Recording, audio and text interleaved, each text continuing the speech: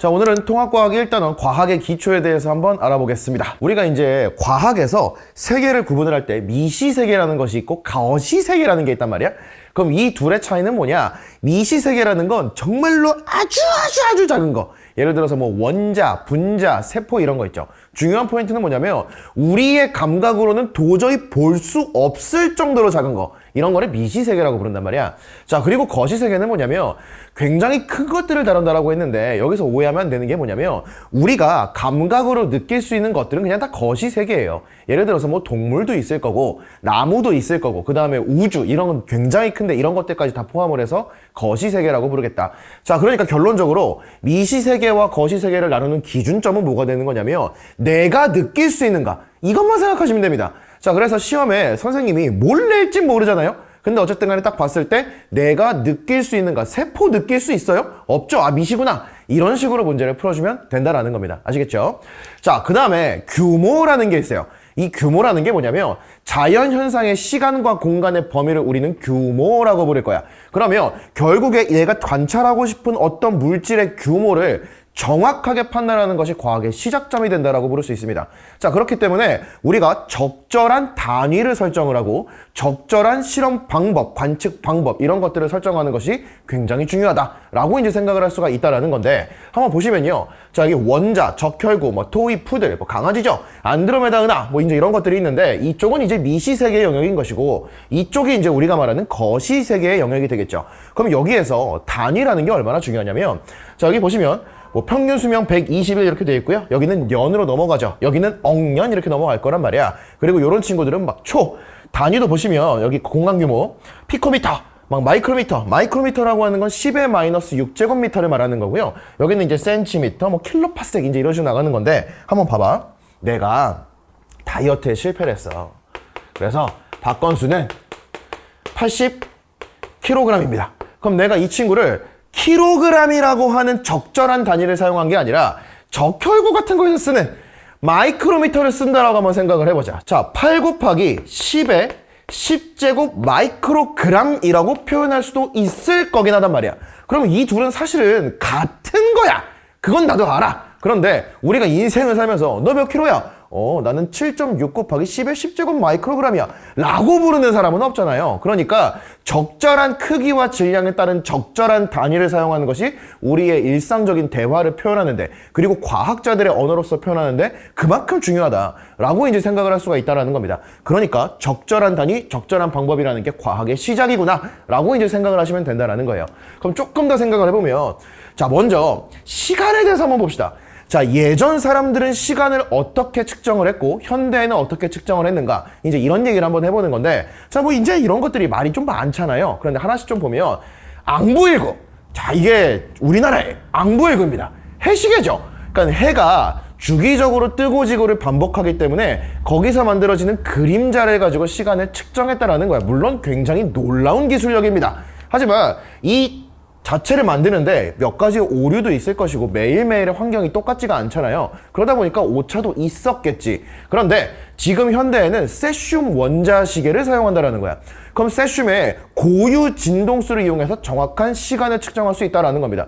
그럼 이때 측정했던 시간과 이때 측정하는 시간에는 어마어마한 차이가 있겠지. 이런 것들을 말하고 있는 거고요. 자, 공간도 마찬가지입니다. 예전에는 우리가 길이를 잴 때 손뼉 이런 거, 손뼉 아니면 내 팔 길이 이런 걸로 이제 길이를 측정을 했다라는 거야. 그런데 사람마다 손뼉이 같아요?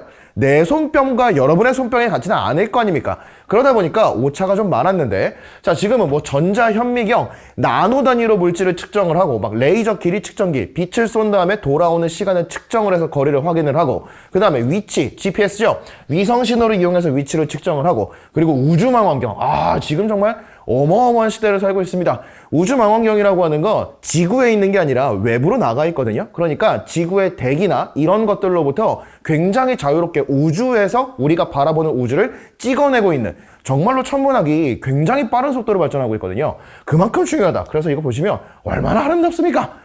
그래서 예전에 측정하던 방식과 오늘날에 측정하는 방식에는 굉장히 큰 차이가 있고 훨씬 더 정교한 측정이 가능해졌다. 요 정도의 뉘앙스를 가지고 가시면 되겠습니다. 자, 그 다음에 요런 거 한번 생각을 해볼 건데 자, 이게 저희 집 강아지거든요. 이름은 달밤이고요. 실버 푸들입니다. 이제 만 4세 꼬마죠. 자, 이게 달밤인데 여기 보시면 뭐 수명은 15.2년이래요. 얘가 그만큼 산다는 게 아니라 뭐 토이푸들의 평균 수명이 그렇다고 하더라고요. 자, 최고 24cm, 온도는 약 38도씨, 인간보다 조금 더 따뜻하고요. 자, 질량 3.4kg, 살이 좀 쪄가지고 3.4인데 3.2에서 3.4 왔다 갔다 합니다. 자, 색은 흰색이 섞인 회색, 뭐 기능은 뭐 할 줄 아는 게 아무것도 없어요. 올리 귀여움, 이거 말고는 없다. 자, 이제 우리가 달밤이라고 하는 강아지를 이런 식으로 표현할 수가 있다라는 거야. 그런데 지금 내가 말하고 싶은 건 뭐냐면 이 중에서 단위 쓸 수 있는 거 뭔데? 이런 것들을 우리는 물리량이라고 부릅니다. 그러니까 정확한 단위를 사용하여 나타날 수 있는 것들. 어떤 게 있냐면 수명이 있겠죠. 시간 단위 쓸 수 있고요. 최고, 몸 길이 같은 것들, 이런 것들을 배워있고, 온도, 도씨라는 단위 쓸 수 있고요. 질량, 킬로그램이라는 단위 쓸 수 있죠. 이런 단위들을 우리는 물리량이라고 부른다라는 겁니다. 그 다음에 나머지는 그냥 말 그대로 설명이다 라는 것이. 자, 그래서 이 물리량이라고 하는 것이 우리가 과학에서 언어로서 표현할 때 굉장히 중요하다라는 건데, 자, 조금만 더 생각을 해보면 이런 거 한번 봅시다. 요즘에 또 탕탕후루후루 인기 아닙니까? 조금 지나가는 것 같기도 하고. 자, 어쨌든 간에, 자, 귤 탕후루를 이제 집에서 만든다라고 생각을 해볼게요. 그러면 이제 우리가 네이버에서 열심히 검색을 할 거 아닙니까? 귤 탕후루 레시피 어떻게 알려주세요 라고 하면 이렇게 알려준단 말이에요. 그럼 이거 딱 봤을 때 이상하지 않습니까? 자, 뭐가 이상하죠? 대부분의 요리 레시피가 이런 식으로 많이 설명을 하거든요. 근데 귤 한 개, 작은 사이즈, 얼마나 작은 건데요? 자, 그 다음에 설탕 6숟가락. 아빠 숟가락이야? 애기 숟가락이야? 티스푼이야? 알 수가 없잖아요. 물론 아빠 숟가락이겠죠. 근데 그 아빠 숟가락이 우리 집과 그 환경이 똑같겠냐라는 거야. 그것도 잘 모르겠다라는 거죠. 물 3숟가락. 아, 이거 뭐 나무젓가락 뭐 이런 거야 뭐. 그렇다고 치는데 좀 애매하잖아요. 그러다 보니까 얘를 이렇게 표현을 해보는 거야. 귤 100g. 오, 100g짜리 한 개. 이 정도면 대충 내가 느낌을 알 수 있겠지. 아니면 얘가 설탕 6숟가락, 40g. 아니면 물 3숟가락, 20g 이런 식으로 표현을 해준다면 우리가 정확한 질량을 측정할 수만 있으면 똑같은 환경을 구현할 수가 있겠다. 그래서 이렇게 단위를 적절하게 붙이는 것이 우리가 인식하고 활용하기 더 편하다라는 겁니다. 요거를 이제 우리는 기본량이라고 부를 거예요. 자, 물리량들 중에서 정말로 기본이 되는 7가지의 량, 이거를 기본량이라고 부를 건데, 자, 대표적인 기본량으로는 질량이라는 게 있습니다. 자, 질량, 뭐 밀리그램도 있을 거고 그냥 그램도 있을 거고 뭐 킬로그램도 있겠죠. 요런 것들을 질량. 그 다음에 길이도 있겠죠. 자, 뭐 센티미터, 뭐 미터, 아니면 뭐 킬로미터, 뭐 이제 요런 것들을 우리가 기본량이라고 표현을 해야지 라는 건데, 이 기본량들 중에서도 가장 메인이 되는, 전 세계에서 공통적으로 쓰자라고 만들어 놓은 기본량이 있습니다. 이게 SI 단위계. 그러니까 여기서 전 세계적으로 표준을 만들어 놓은 거야. 근데 물론 이 전 세계적 표준이 모든 나라가 다 쓰고 있진 않아요. 당장 뭐 길이 같은 경우에는 여기 미터로 정해놨거든. 근데 우리나라는 이 기본량을 굉장히 잘 지키는 나라죠. 그래서 우리는 미터법을 씁니다. 하지만 미국 같은 경우에는 인치, 마일 막 이런 거 쓰잖아요. 그러니까 모든 나라가 다 쓰고 있는 건 아닌데 대부분의 국가에서 공통으로 사용하고 있는 기본적인 양이다 라고 이제 생각을 하시면 된다라는 거죠. 자, 그래서 요 7가지는 외워주셔야 돼요. 정말 너무너무 잘 나온단 말이야.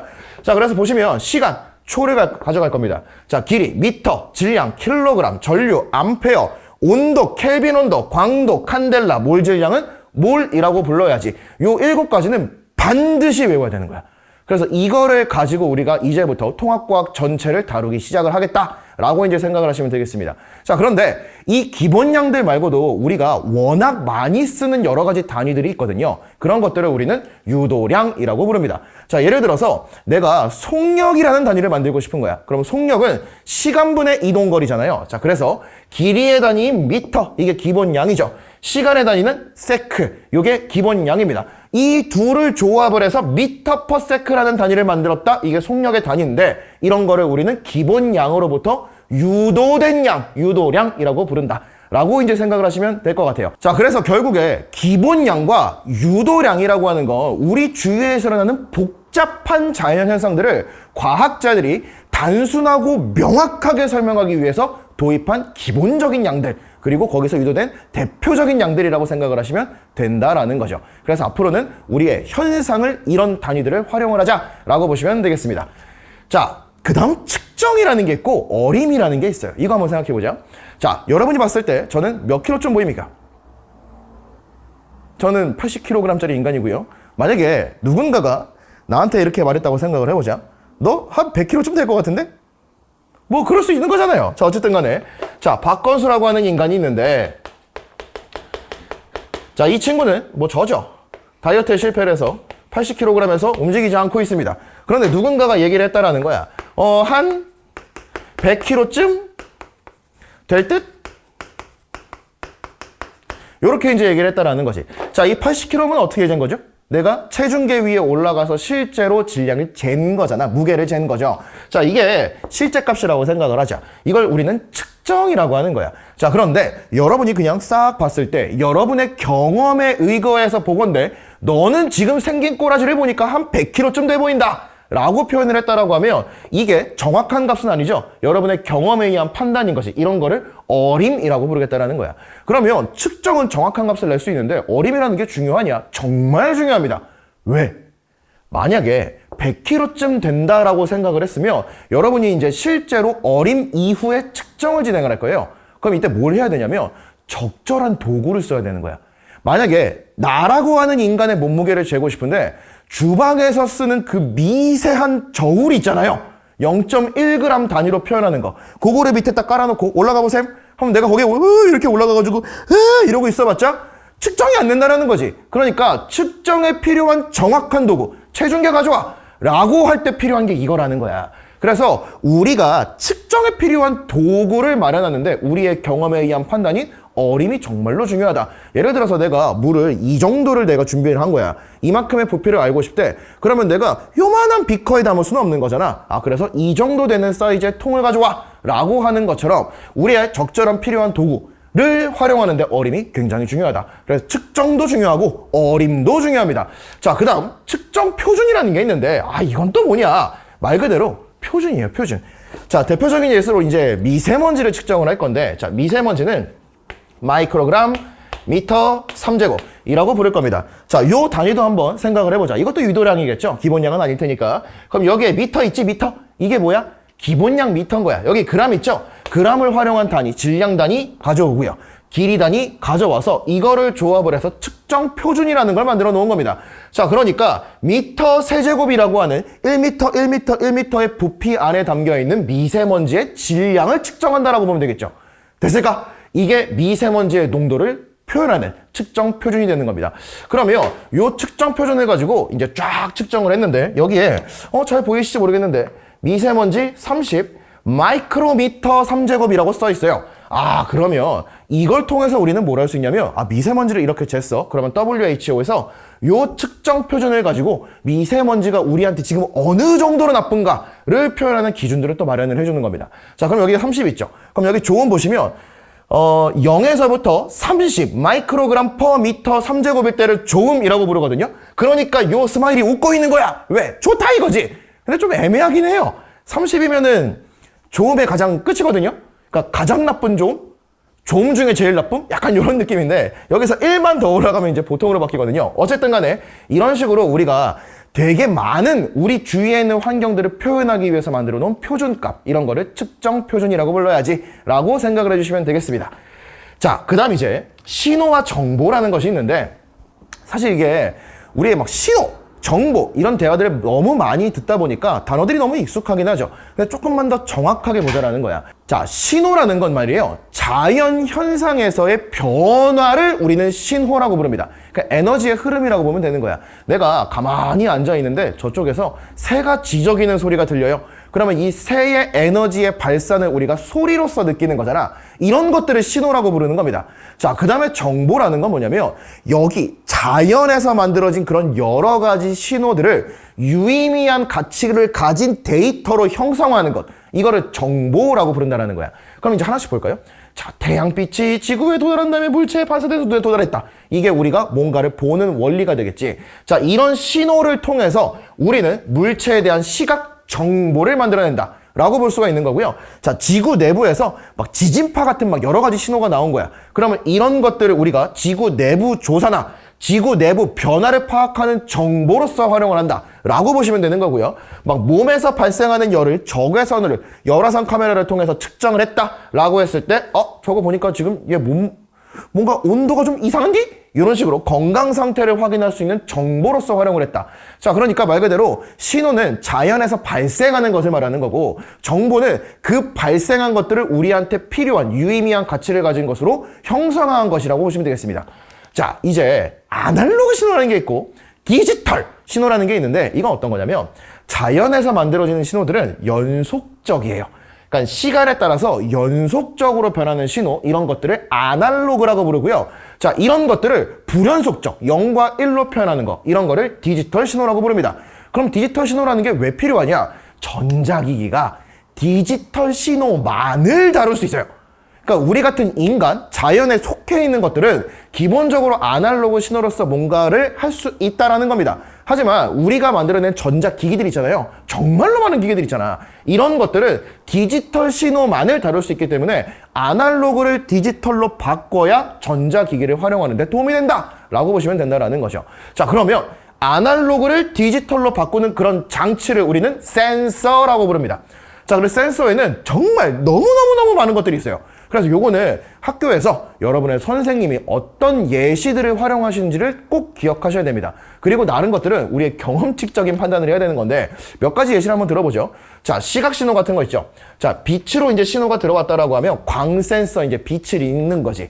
요런 센서를 통해서 자연에서 나온 빛들을 데이터화를 시킬 수가 있다. 디지털 신호로 바꿀 수가 있다라는 거고요. 뭐 코, 후각, 기체 상태의 화학물질들을 우리가 냄새를 맡는 거잖아. 이런 것들을 가스 센서를 통해서 인식을 한다. 그 다음에 뭐 여러 가지 센서들이 있는데, 이런 거 한번 보시면 온도 센서 있죠.